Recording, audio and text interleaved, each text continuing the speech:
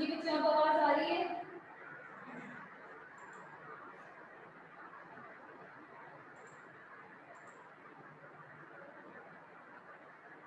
जी बच्चों आवाज आ रही है?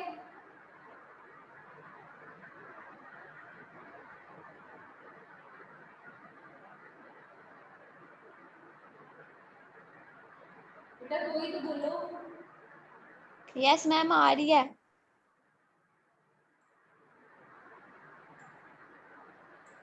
जी एस्ट्रोजन एंड एंड्रोजन स्टार्ट करेंगे हम। ठीक है, इसमें हमने क्या देखना है कि हमने ये देखा था कि पिट्यूटरी ग्लैंड के सारे हार्मोन्स को हाइपोथैलेमस कंट्रोल कर रहा है। मैम आपकी आवाज बहुत कम आ रही है। पिट्यूटरी ग्लैंड जो है मिलके फीमेल रिप्रोडक्टिव सिस्टम के ग्लैंड्स को कंट्रोल कर रहे हैं। मैम आवाज बहुत आहिस्ता आ रही है आपकी। मैम समझ नहीं आ रही जो आप पढ़ा रही हैं।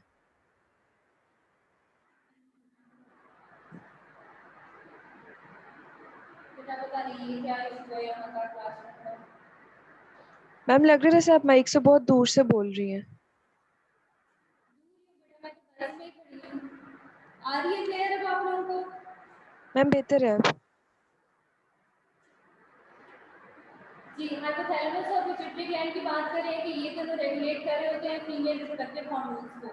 फीमेल रिप्रोडक्टिव हार्मोन्स को कैसे कर रहे होते हैं? जो गोनेडोट्रोपिन रिलीजिंग हार्मोन है हाइपोथैलेमस का, वो सिक्रीट होता है, वो आगे पिट्यूटरी ग्लैंड पे एक्ट करता है और वहां से सिक्रीट होता है एफएसएच एंड एलएच।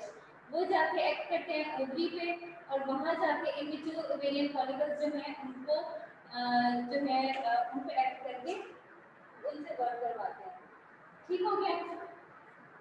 डेवलप करवाते हैं फॉलिकल्स को। पिट्यूटरी हार्मोन्स क्या है कि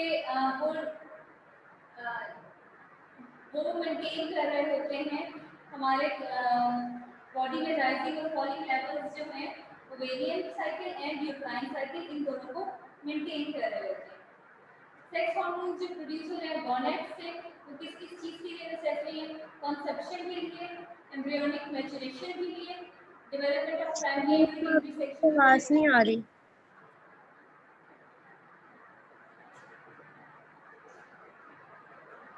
अच्छा मैं बुलाती हूँ कोऑर्डिनेटर को, वेट करो।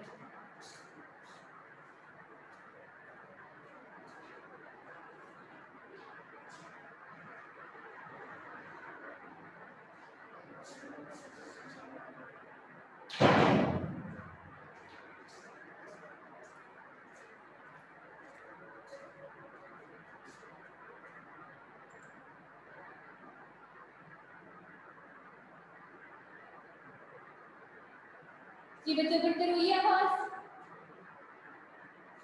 Yes ma'am. Yes ma'am. बात करें तो सेक्स हार्मोन्स जो गॉनेट से प्रोड्यूस हो रहे हैं क्या क्या फंक्शन है? मैम आवाज आ रही है आपकी पर दूर से आ रही है, इस वजह से ना क्लियर नहीं आ रही और एको प्रोड्यूस हो रही है। खाली क्लासरूम में को तो प्रोड्यूस होगा ही ना। मैम दूर से भी आ रही है आवाज। चलिए बेटा ध्यान से सुने, आधा लेक्चर पढ़ना है, आज हमें पूरा नहीं पढ़ना। कॉन्सेप्शन के लिए रिक्वायर्ड है, एम्ब्रियोनिक मैच्योरेशन के लिए, development of primary and secondary sexual characteristics जो कि प्यूबर्टी के डेवलप होते हैं उनके लिए। अब ये जो एक्टिविटी है हार्मोन्स की वो मॉड्यूलेट होती है रिसेप्टर से, यानी जो रिसेप्टर जहाँ पे प्रेजेंट है वो उसकी एक्टिविटी को कंट्रोल कर रहा है, उससे वो फंक्शन स्पेसिफिक फंक्शन जो उसने करवाना है वो उस रिसेप्टर पे डिपेंड करता है कि वो रिसेप्टर कहाँ पे प्रेजेंट है। ठीक है, ये रिसेप्टर्स हमने पढ़े थे कि कहाँ कहाँ पे होते हैं। आगे चलते हैं, थेराप्यूटिक यूजेस क्या है? रिप्लेसमेंट थेरेपी के लिए देंगे हम हार्मोन्स, कॉन्ट्रासेप्शन के लिए देंगे, मेनोपॉजल सिम्टम्स होंगे जिनमें उन्हें देंगे, या सिवियर एंटागोनिस्ट जो होते हैं सेवरल एंटागोनिस्ट होते हैं, सिवियर फॉर्म ऑफ कैंसर की केमोथेरेपी जो होती है उसमें इफेक्टिव हो जाता है। सारे गोनेडल हार्मोन्स जो है कोलेस्ट्रॉल से मिलकर बने हैं। क्या स्टेप्स होते हैं उसमें?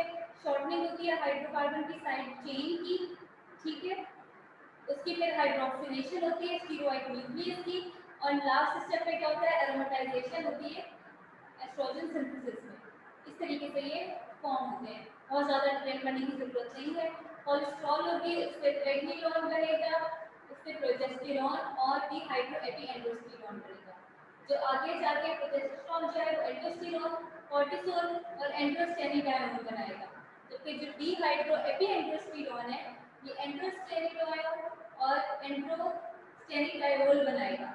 ये दोनों फिर आगे टेस्टोस्टेरॉन बनाएंगे। टेस्टोस्टेरॉन से डीहाइड्रोटेस्टोस्टेरॉन बनेगा और एस्ट्राडायोल बनेगा। एस्ट्राडायोल आगे एस्ट्रॉन बनाएगा, एस्ट्रॉन एस्ट्रायोल बनाएगा। अभी हम इन तीनों को देख रहे हैं, एस्ट्रायोल को, एस्ट्रॉन को और एस्ट्राडायोल को। ठीक है, एस्ट्रोजेंस में आ गए, एस्ट्राडायोल पे आ गए हम।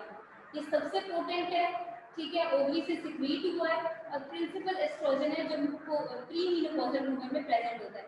प्री मेनोपॉजल वुमेन वो है जिनमें भी मेनोपॉज नहीं हुआ, आम वुमेन में। इससे क्या बना, एस्ट्रॉन बना। एस्ट्राडायोल से आगे क्या बना था, एस्ट्रॉन।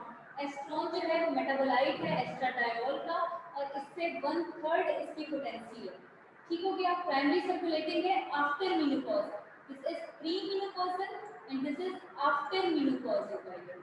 ठीक है, ये कहाँ से बन रहा है, कन्वर्जन हो रही है एंड्रोस्टेनिडायोन की पेरिफेरल टिश्यूज में। एंड्रोस्टेनिडायोन की तरफ से ये आ रहा है, उसकी जो मेटाबॉलिज्म हो रहा है उससे एस्ट्रॉन बनेगा। ठीक है, आगे क्या आ गया, एस्ट्रायोल, जो लास्ट स्टेप था। एस्ट्रायोल जो है वो एस्ट्राडायोल का मेटाबोलाइट हो गया, ये उससे भी ज्यादा लेस पोटेंट है।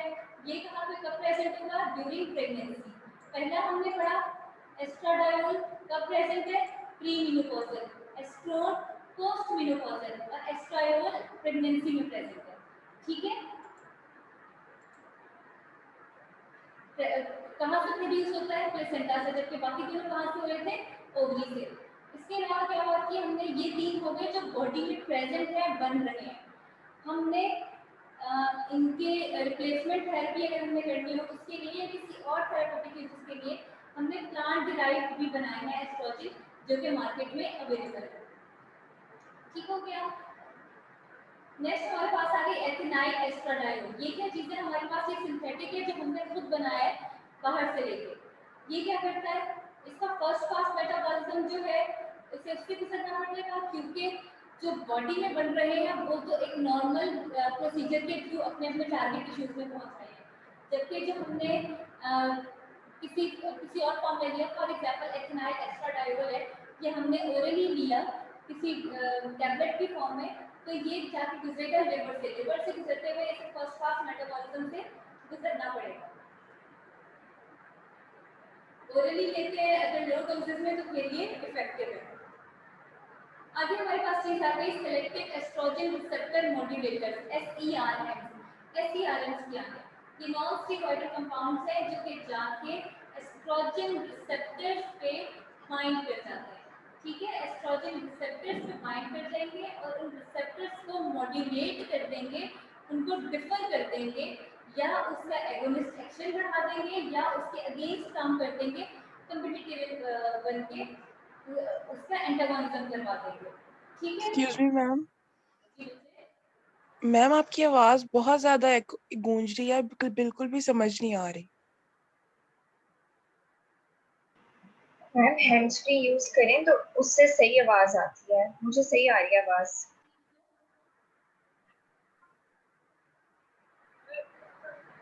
जो अभी मैंने लेक्चर लिया है कोई इशू नहीं हुआ है आवाज का, बाकियों का लेक्चर स्टार्ट हुआ है कोई इशू नहीं स्टार्ट हो गया है। मैम मैं हैंड्स फ्री यूज कर रही हूँ लेकिन मुझे फिर भी आवाज नहीं मैम क्लियर मैं आ भी रही। हैंड फ्री यूज कर रही हूँ, मुझे भी नहीं आपकी आवाज क्लियर आ रही। अब एक बच्चे को आवाज क्लियर आ रही है तो बाकी सबको तो नहीं आ रही ना। मुझे भी नहीं आ रही आवाज। जी ऐसा ही।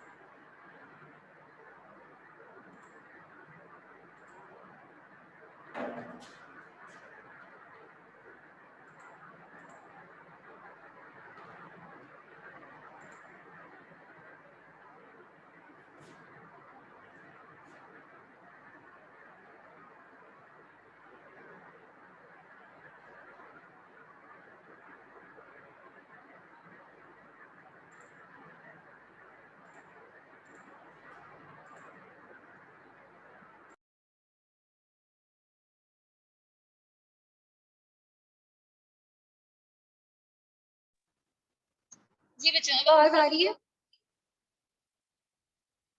यस मैम, अब आ रही है। यस मैम, आप क्लियर है।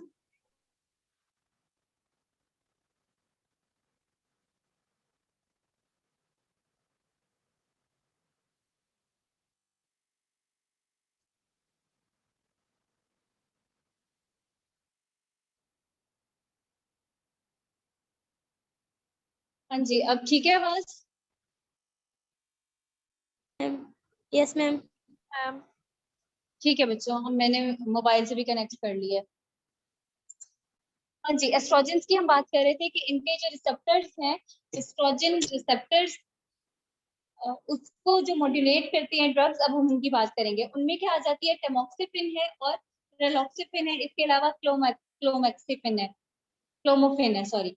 एस्ट्रोजन का मैकेनिज्म ऑफ एक्शन क्या है, वो पहुंचती कैसे हैं टारगेट टिश्यू तक? डिफ्यूज करती हैं सेल मेम्ब्रेन को, क्योंकि हमने ये पढ़ा है कि ये लिपिड सॉल्युबल है।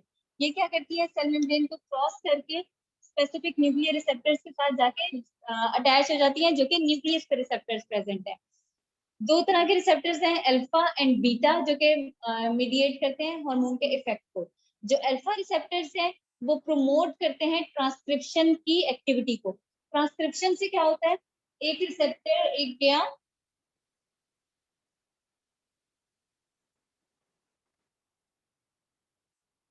कैमरा नजर आ रहा है बच्चों? बोर्ड नजर आ रहा है? बच्चों बोर्ड नजर आ रहा है? No ma'am. Yes ma'am. No कौन कह रहा है? मैम आप नहीं आ रहा। अल्फा और बीटा रिसेप्टर्स हैं। होगा क्या कि जाके ये रिसेप्टर पे जाके अटैच होगा,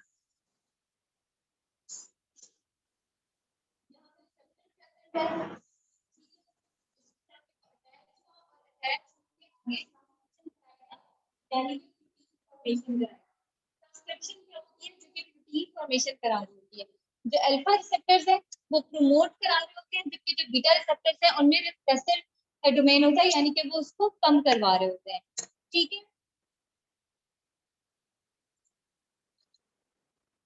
जो ट्रांसक्रिप्शन प्रॉपर्टीज है अल्फा और बीटा की, वो दोनों डिफरेंट है, ये हमने बात कर ली। वेरी करती है पर्टिकुलर एस्ट्रोजन के हिसाब से भी, और सारे रिसेप्टर के आइसोफॉर्म जो हैं वो भी वेरी कर रहे होते हैं, स्ट्रक्चर में भी, क्रोमोसोमल लोकेशन में भी और टिश्यू डिस्ट्रीब्यूशन में भी। यानी कि जो रिसेप्टर्स हैं, अल्फा रिसेप्टर अगर ओवरी में प्रेजेंट है या अगर प्लेसेंटा में प्रेजेंट है तो वो आपस में भी डिफरेंट होंगे। ठीक है, उनका स्ट्रक्चर, उनकी क्रोमोसोमल लोकेशन और उनकी जो डिस्ट्रीब्यूशन है, ये सब कुछ डिफरेंट है। होगा क्या कि एक्टिवेटेड स्टीरॉयड रिसेप्टर था, वो जाके इंटरेक्ट करेगा न्यूक्लियर क्रोमेटिन के साथ। यहाँ पे रिसेप्टर था,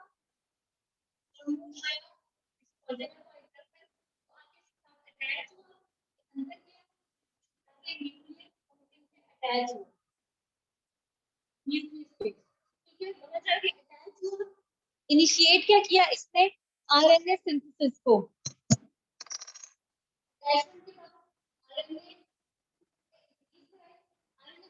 क्या होता है, प्रोटीन की फॉर्मेशन में आगे हेल्प करती है, और आरएनए सिंथेसिस के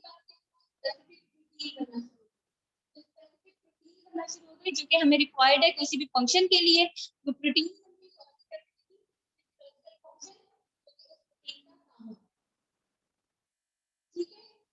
ये जो पहला स्टेप यहाँ पे लिखा हुआ है, ये हमने देखा है, एक्टिवेटेड रिसेप्टर इंटरैक्ट किया न्यूक्लियर क्रोमेटिन, इनिशिएट किया आरएनए सिंथेसिस को। उसके क्या हुआ, स्पेसिफिक प्रोटीन ने फिर मीडिएट किया फिजियोलॉजिकल फंक्शंस को। इसको आगे देखें, डायग्राम में ये दिखाया हुआ है, ये डायग्राम देखिए आप। ईआर क्या है, एस्ट्रोजन। आके एस्ट्रोजन रिसेप्टर, सॉरी, ये रिसेप्टर है, ये स्टीरॉयड हार्मोन आया, ये अटैच हो गया, बाइंडिंग हो गई स्टीरॉयड हार्मोन की टू इट्स रिसेप्टर।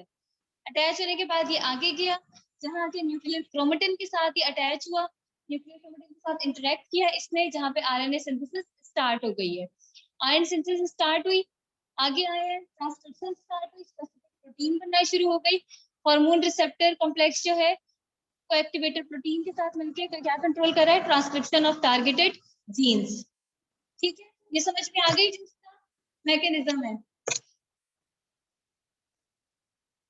आगे क्या बात है, स्टीरॉयड हार्मोन्स जो है रिसेप्टर और टिश्यू स्पेसिफिक होते हैं, स्पेसिफिक रिसेप्टर पे जाके ही स्पेसिफिक चीज अटैच करेगी, जिसकी वजह से डिफरेंट आरएनए स्पीसीज जो है वो डाइवर्स टिश्यूज में फॉर्म करती हैं। एक्टिवेशन जो है वो कहाँ से होती है, हाइपोथैलेमस के लेवल पे होगी, तो वो जी प्रोटीन के साथ कंबाइन करके इनिशिएट करता है सेकंड मैसेंजर कैस्केड को। इसके अलावा क्या है कि एस्ट्रोजन जो है वो कोरोनरी आर्टरीज को भी डायलेट करवाता है। वो किस तरीके से, क्योंकि वो नाइट्रिक ऑक्साइड की को रिलीज और फॉर्म करवा रहा है, ठीक है, और प्रोस्टासाइक्लिन को। थेरेप्यूटिक यूजेस क्या क्या है, कॉन्ट्रासेप्शन के लिए यूज करते हैं और पोस्ट मेनोपॉजल हार्मोनल थेरेपी में यूज करते हैं। पोस्ट मेनोपॉजल वुमेन जो होती हैं उनमें फ्यू सिम्टम्स आ रहे होते हैं, जिनमें क्रैम्प्स हैं, ब्लीडिंग आ जाती है, क्रैम्प्स आ जाते हैं, और इसके अलावा मूड स्विंग्स आ जाते हैं, उन सब पे ट्रीट करने के लिए। इसमें क्या करते हैं, लोएस्ट इफेक्टिव डोज जो होती है उसमें यूज करते हैं, क्योंकि इसके रिस्क बहुत ज्यादा है, और शॉर्टेस्ट पॉसिबल टाइम के लिए यूज करते हैं। एक्सटेंडेड यूज अगर कर देंगे तो फिर उसमें जो है वो इसके जो जो रिस्क है वो ज्यादा बढ़ जाता है उसके बेनिफिशियल इफेक्ट से।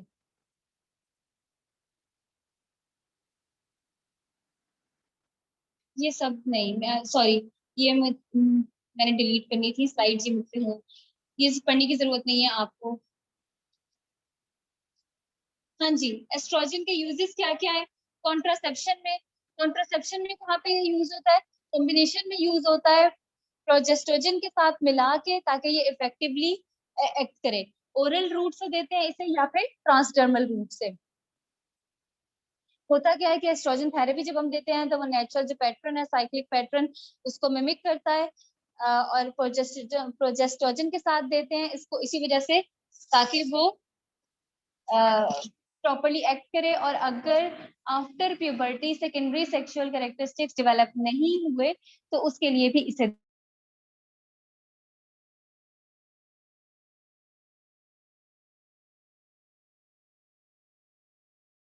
देते हैं, ठीक है।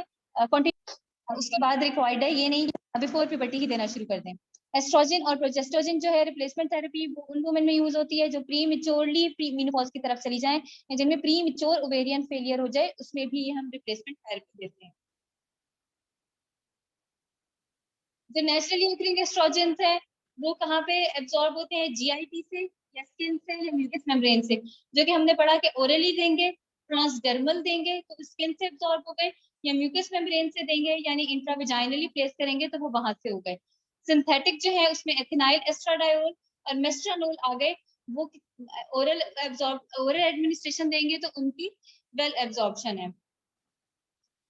मेस्ट्रानोल है ये डीमिथाइलेटेड होगा, एथिनाइल बनेगा जो कि फिर मेटाबोलाइज होगा, फैट सॉल्युबल होते हैं, एडिपोज टिश्यू में स्टोर होते हैं और वहां से फिर स्लोली रिलीज होते हैं और अपना एक्शन करते हैं। इसी वजह से इनका प्रोलॉन्ग एक्शन होता है एज कंपेयर टू नेचुरली जो बॉडी में प्रोड्यूस हो रहे हैं एस्ट्रोजेंस उनके मुकाबले, ठीक है। ब्लड, क्योंकि ये लिपिड सॉल्युबल है तो ब्लड में भी प्रोटीन के साथ बाउंड होके और फिर ही ट्रेवल कर रहे होते हैं, जिसे हार्मोन बाइंडिंग ग्लोबुलिन कहा है। इनकी बायो अवेलेबिलिटी जो है वो लो हो जाती है क्योंकि फर्स्ट पास मेटाबॉलिज्म से गुजरते हैं लिवर से, और अगर हमने इसकी फर्स्ट पास मेटाबॉलिज्म को रिड्यूस करना हो तो हम इसे ओरल रूट के अलावा किसी और तरीके से देंगे, यानी या तो ट्रांसडर्मल रूट से देंगे, patch, topical gel, topical emulsion या स्प्रे, या इंट्राविजाइनली प्लेस करेंगे एनी टेबलेट, क्रीम या रिंग की फॉर्म में, या फिर इंजेक्ट करेंगे। जिनमें लिवर डैमेज हो उसमें एस्ट्रोजन के लेवल्स वैसे ही इंक्रीज हो जाते हैं और मेटाबॉलिज्म रिड्यूस हो जाता है। एडवर्स इफेक्ट्स क्या होंगे, nausea, breast tenderness, post menopausal uterine bleeding हो सकती है, थ्रोम्बो एम्बोलिक इवेंट्स हो सकते हैं, myocardial infarction, breast and endometrial cancer की तरफ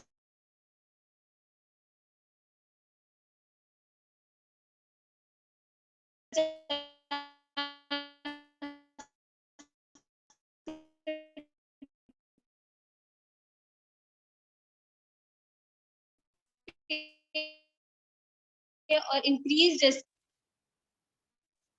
थ्रोम्बोएम्बोलिज्म है, मायोकार्डियल इंफार्क्शन है, हाइपरटेंशन है, हेडेक है, पेरिफेरल एडीमा है एंड नोजिया है।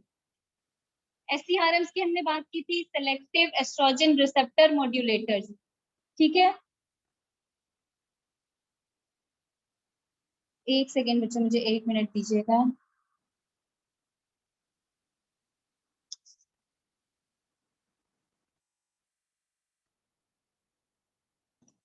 जी, आवाज आ रही है? यस मैम, आ रही है। सब बच्चों आप लोग? हाँ जी, सेलेक्टिव एस्ट्रोजन रिसेप्टर मॉड्यूलेटर्स की हम बात कर रहे थे। इंटरेक्ट करते हैं एस्ट्रोजन रिसेप्टर्स के साथ जाके। ये सेलेक्टिव एस्ट्रोजन रिसेप्टर मॉड्यूलेटर्स जो है ये सिंथेटिक हैं जिनकी हम बात कर रहे हैं, ठीक है, जो हम बाहर से दे रहे हैं मेडिकेशन की फॉर्म में। इंटरेक्ट करेंगे जाके एस्ट्रोजन रिसेप्टर्स के साथ, डिपेंड करेगा कि किस टिश्यू पे जाके एक्ट करना है, वहां पे उनका डिफरेंट इफेक्ट होगा। या तो agonist as agonist role play करेंगे या फिर एज एंटागोनिस्ट प्ले करेंगे, ठीक है। इनमें कौन कौन से आ गए? टेमोक्सिफिन, रेलॉक्सिफिन और क्लोमिफिन। किस किस नाम से मार्केट में अवेलेबल है? नोल्वाडेक्स, वेलोडेक्स, एविस्टा के और इकाफ्लोमिन के नाम से, ठीक है। टेमोक्सिफिन आ गया सबसे पहले। ये क्या करेगा? एस्ट्रोजन के साथ compete करेगा, ब्रेस्ट टिश्यू में जाके नॉर्मल ब्रेस्ट ग्रोथ जो है एस्ट्रोजन से स्टिमुलेट हो जाती है, और ये क्या करेगा? ब्रेस्ट ट्यूमर्स जो है वो रिग्रेस हो जाएंगे फॉलोइंग ट्रीटमेंट विद टेमोक्सिफिन। इसके ट्रीटमेंट के बाद जो नॉर्मल सेल्स हैं उनकी ग्रोथ इंक्रीज होगी और मेटास्टेटिक सेल्स जो हैं उनकी ग्रोथ रिग्रेस हो जाएगी, ठीक है। यानी कि अच्छा वो आगे आएगा। रेलॉक्सिफिन है, सेकंड जनरेशन एससीआरएम है। वो क्या करता है? एंटागोनिस्ट है ये ब्रेस्ट टिश्यू के लिए, और इसके अलावा ये क्या करता है? बोन की रिजॉर्प्शन को कम करता है। तो इसका यूज आ जाता है ऑस्टियोपोरोसिस के केस में, यानी पोस्ट मेनोपॉजल वुमेन में ऑस्टियोपोरोसिस जो हो रही होती है उसको रिड्यूस करता है। बोन डेंसिटी को इंक्रीज करेगा जिसकी वजह से वर्टिब्रल फ्रैक्चर्स भी रिड्यूस हो जाएंगे। एंडोमेट्रियम पे इसका कोई असर नहीं होता, और यूट्राइन कैंसर से भी इसका कोई ताल्लुक नहीं है। इसके अलावा ये एलडीएल के लेवल को कम करता है। एचडीएल या ट्राइग्लिसराइड्स पे इसका कोई असर नहीं है, लेकिन एलडीएल के लेवल को ये कम करेगा। क्लोमिफिन आ गई। क्लोमिफिन क्या है? पार्शियल एस्ट्रोजन एगोनिस्ट है और ये इंटरफेयर करता है नेगेटिव फीडबैक को। क्लोमिफिन का ये बात है कि ये डायरेक्ट जाके टिश्यू पे एक्ट नहीं करता, बल्कि ये हाइपोथैलेमस पे जाके एक्ट करता है। हाइपोथैलेमस पे जाके रिसेप्टर पे अटैच होता है और वहां से ये सिक्रीशन इंक्रीज करवाता है गोनेडोट्रोपिन रिलीजिंग हार्मोन की।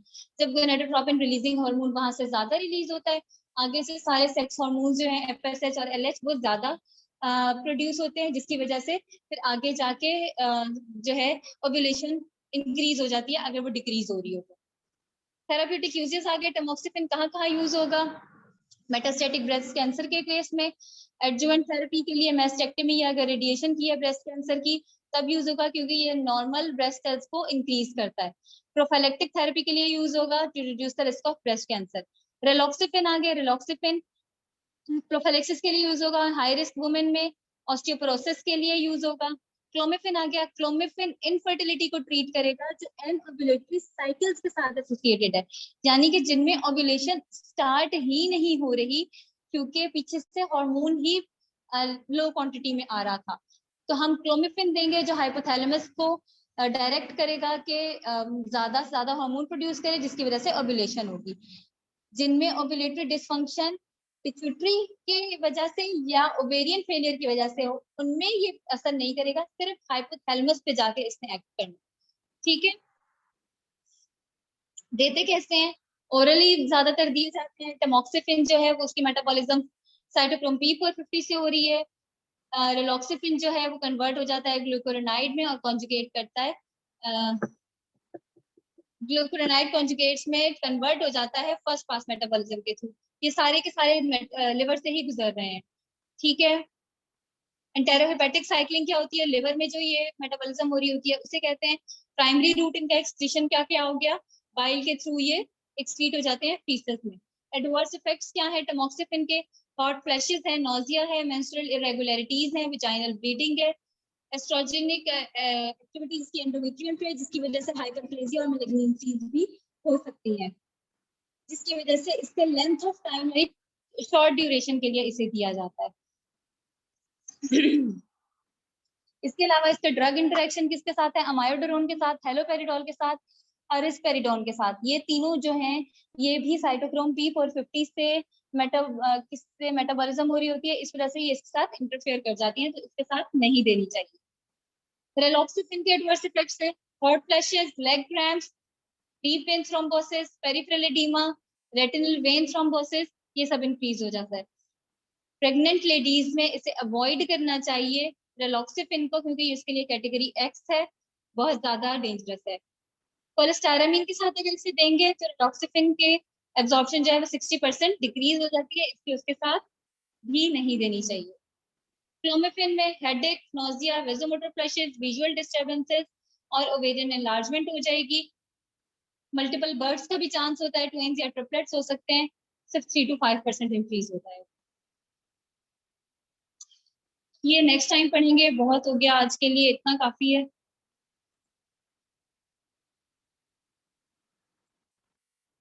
बच्चों अटेंडेंस में आप लोगों की ले लूंगी।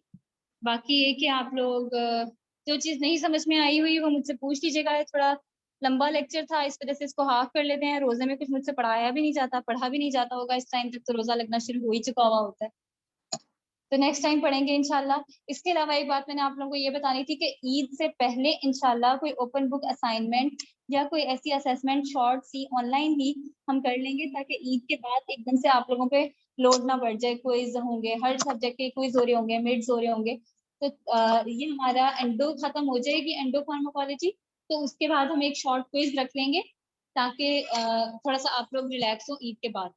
ठीक है, डिफिकल्ट नहीं होगा इंशाल्लाह, थोड़ा इजी ही होगा। तो इसलिए प्रीवियस लेक्चर्स भी गो थ्रू कर लें, ताकि जो चीज नहीं समझ में आई भी वो मुझसे अभी पूछ लें, उससे पहले पहले पूछ लें। ठीक है, ओके ठीक है बच्चों। मैम क्विज ना रखिएगा, असाइनमेंट रख लीजिएगा। अच्छा मैम ठीक क्विज काइंडली ईद के बाद रख लें। ठीक है, और कुछ? ठीक है बच्चों, आप लोग लीव कर सकते हैं। अल्लाह हाफिज।